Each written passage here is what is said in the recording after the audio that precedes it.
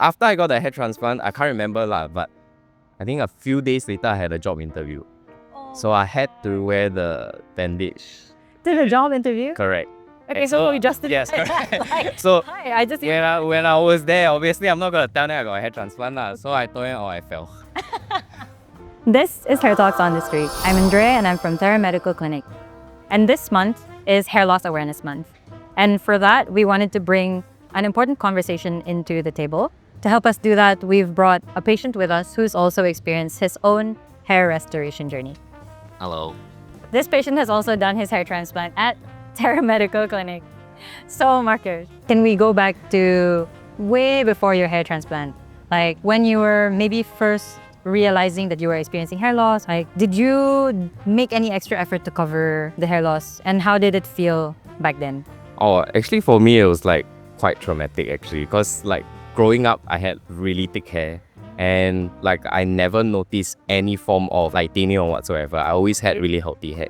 And then I think when I was in my late 20s, that's where I first discovered, or like actually I was at the barber and they told me like, oh, you may be thinning at this area. And then the worst thing was like they got 4 other barbers to join in to check whether that's my crown or the crown parting or like really thinning. And that's where I like started realizing, oh, okay, yeah, I am. Oh, so it was the parting. It wasn't like receding hairline or what? No, mine started at the back. Yeah, correct. Okay. What did you do next? Okay, so I was in the casino line. So I have a few colleagues that faced the same issue. They had like a little bald patch, but it was mostly due to stress. So I went to speak to them, sounded, and then they referred me to the doctor. And then that's where I found out from the doctor itself. Obviously, my first option, my colleagues were telling me was, oh, I think all you need to do is go for a steroid jab. And then that's, yeah, because this is most likely due to stress, because I was in the casino line. And then doing like night shifts and stuff like that. So I thought, oh, okay, simple fix. Oh, so you really did it? Yeah, I went to the doctor. Okay. And that's where I found out the doctor tell me, say, oh no, this one, the steroid cannot help. You have male pattern baldness. I was like, but you already did the jab. No, I didn't. No, yeah, the doctor didn't tell me to do it. Okay. Yeah, correct. But you noticed that people in your family before? Oh no, actually, I never. Obviously, I don't look at my uncle's hair or whatsoever. But after I knew about that, then that's where I started noticing slowly. When I see them, then I was like, oh, okay.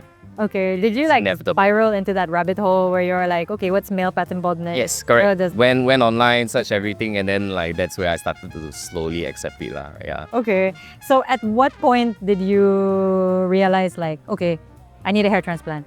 Wow. The hair transplant was never at the back of my mind. Okay. It was only until I met Rafe. I don't know whether I can say this, but yeah, it's only until I know a friend that was in the market line. Yeah, and then I was just randomly chatting with him, and then he told me about he's working with a doctor. Yeah, and hair transplants and stuff like that. And then that's where like he got me to be open about the idea of a hair transplant. That's where I kind of researched it more as well. Okay, so was it like daunting to you to consider a hair transplant? Yes. Yeah? Why? It was something that I never, number one, like I just never thought that I would ever go through this. Okay. But then and then let alone a hair transplant, because like you see all the time on like the media and stuff like that, but like we just never know that you'll go through something like that. Yeah, correct. Right. So do you regret it? No, not at all. Actually, like it was a really good decision on my part. Yeah. Oh, okay. So now if we go back to like the day you did the transplant, like how did that day feel for you? Like when you stepped into the clinic and everything? Quite nerve-wracking actually, because it's like the first time I visiting a aesthetic clinic per se. Yeah. Oh. Because to me, I always feel like aesthetics, like the stigma is like it's more female oriented. So as a male to go enter like that, like it was also quite slightly overwhelming lah. But I mean, at least the doctor was really nice and my friend was there, so it's not so bad. Yeah. Okay. If you, I guess like rate the pain, like at that time, if you can still remember, if you can rate it from 1 to 10, 10 being like damn painful and 0 like nothing.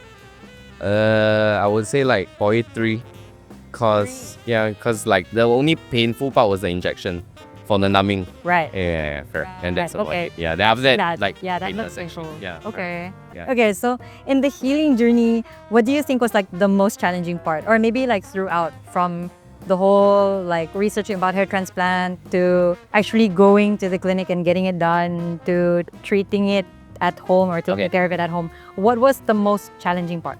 Okay, to me, I think there were two challenging moments. One was the pain after the anesthesia wore off. The anesthesia wore off. Yeah. And then the funny story is hiding the fact that you got a bandage over for a while. So after I got the hair transplant, I can't remember lah, but I think a few days later I had a job interview. So I had to wear the bandage. Did the job interview? Correct. Okay, so you just did it. Yes, correct. So I just when I was there, obviously I'm not gonna tell them I got a hair transplant lah. So I told him, I fell. I knocked my head injury. Like really, it was. I just had to tell him, I hate injury. Okay. So I mean, maybe it was a good impression or a bad impression. I'm not too sure, but I got the job lah. Whatever it is, yeah. So Okay, then good impression. but I think that was one of the second most challenging part, which is to sort of hide the fact that you're wearing a bandage. Yeah, or like be prepared, like maybe for the first few days that you might be going out with a bandage on your head. Yeah, correct. Oh, so you actually went around and everything. I mean during those few days I had to go out a bit lah for Right. yeah, either going out or like a job interview. Yeah, so like really working. Okay. My next question would be like you were already mentioning that the journey was quite long for you, right? So when did you realize like, oh my God, it's actually working? I think it's like I said, I sometimes I do see my hair.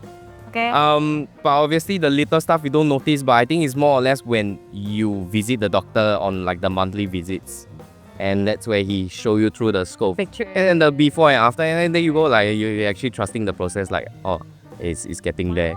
Yeah. Or even my partner, my damn partner will tell me, like, oh wow, it's getting better. Like, yeah, she comb and then she showed me like, oh, because she also got like before and after photos like she took herself. Okay. Yeah, correct. Then she showed me the difference. Yeah, and then that's why like you can actually tell. Like, Okay. yeah. Did the transformation sort of like change your day to day, or no? Day to day wise, not so much, but more or less my confidence. Cause like when like I experienced or when I sort of accepted like okay, especially when the doctor tell me like, oh, this is male, you have male pattern baldness. Yeah. And then that's where like as a male, I think your confidence kind of drops lah for sure. Because before that, Valid. really, like I think friends would know like I don't seem like I would ever have any hair issues. Okay. Yeah. So to kind of accept the fact that like okay, it's gonna happen anyways. Right. Yeah, that my confidence that definitely had a dip. But yeah, of course, after seeing pictures and going to multiple reviews with the doctor, Right. and slowly seeing the process actually happening, yeah, my confidence definitely increased from there. Yeah. Wait. I had another question. Okay. If you go back in time, would you have done it all over again? Or no? Yes. Yeah. Yeah? Because I feel you won't be able to achieve the results that you want ideally just by taking medicine. And like another thing, like what I said before, you may not be disciplined enough to constantly be taking medicines all the time. Yeah. Be whether it's topical or by oral. So I know myself, like in the long run, I will not maintain that routine. So I know that like this is more of like a quicker fix for me. Yeah, correct. Yeah. So yeah, I'll still do it all over again. Yeah. Okay. So, like, my last question for this session would be if you could give advice to your younger self when you were still experiencing all of this, like, what would be like the one key takeaway out of this entire journey for you? Don't be too complacent. Like I think male pattern baldness can happen to everyone. Like if you see my photos when I was young, I don't think you will ever think I will be a subject to male pattern baldness. And then when it happens, yeah, correct. Some people maybe like in their early 20s. I have friends in their early 20s, you can tell already. And it's not just one part, it's like you can see it's a whole. So that one itself is like, okay, maybe you know early already and then you just maybe take some precautions. But for me, it was like all the way healthy and then somehow like in like my late 20s, just suddenly, yeah, correct, that snap. Yeah. That's even scarier. Yeah, correct. Okay. So thank you so much for joining us and then sharing your story to everyone. And I think a part of the answer that he gave, especially at the end, is very important. The complacency bit, because we see it a lot in the clinic too, where a lot of people think that it's gonna be fine and they only get worried in the later stages. And when that happens, sometimes you won't get the ideal results that you wished for because you've already passed that point. So that ends today's episode. Thank you so much for watching. And if you want to see more content related to hair loss, like and subscribe.